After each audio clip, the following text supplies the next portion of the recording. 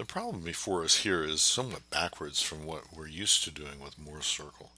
Typically, we're given a state of stress and we're asked to draw Moore's circle and then draw some conclusions about principal components of stress and maximum shear stress based on the size and location of Moore's circle.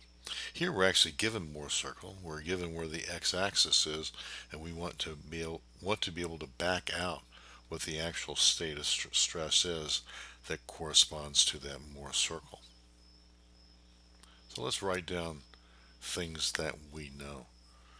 From the figure, we see that the center, which is we know is that sigma average, is at 80 ksi, and it's in the minus sigma side, so we put that on there. We also know that the radius of Moore's circle is given to be 100, so that's the value for r. So this is given from our Moore's circle. We're also given information that sigma x is a 0. So let me extend the given down to here because we see that the x-axis, it crosses the Moore's circle right at sigma equal to a 0. So therefore, tau xy, which is in magnitude, is given by this, which from that figure is 100 squared minus 80 squared. So that's in magnitude, that's 60 ksi. Since it's up, and we know that positive tau is down, we put a negative sign there in front. Sigma y, we know that in the real world is 90 degrees away. In Moore's world, it's twice that, so it's over here at 180. So the y-axis is here. So that sigma y is going to be sigma average minus 80. So that's going to be minus 160 ksi. So this is the information that we're able to extract by carefully looking to see what we're given there in Moore's circle. The next thing we're asked to do is talk a little bit about rotations. We want to know what the rotation angle is that exposes the second principal component stress, sigma p2. To get to that point, I'm going to first figure out this angle phi. So from the figure, we see that phi is equal to the inverse cosine of this 80 with a radius or hypotenuse of 100, like that. So that is going to be 36.87 degrees. If I want to know what rotation it takes to come over here to sigma p2,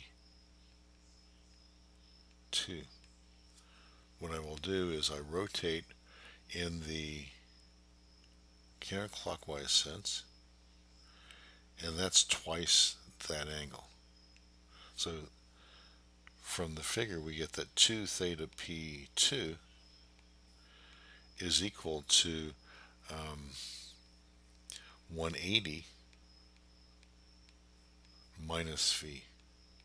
So that's 143.13 degrees. So therefore, theta p2, the actual rotation in the real world, is half of that, so it's 71.6. Theta p1, I'm sorry, 2 theta p1 then is equal to 2 theta p2 plus 180, because that rotation would be all the way around like that if we measure it in the counterclockwise sense. So whenever I add that together, I get 323.13, but in the real world then theta p1 would be half of that, and that's 161.6. Alternately, what we could say is that theta P1 is equal to minus phi. That's the minus, I'm sorry, phi over 2. So that's minus 36.87 divided by 2. It depends. Do you want to measure it clockwise or counterclockwise? So you could either go all the way around in Moore's world at 323.13, or you could go in the clockwise sense at 36.887. In either case, divide that by 2. We're also asked to find what rotation, the smallest rotation that it would take to expose the maximum in-plane shear. Well, that's this angle right here. If I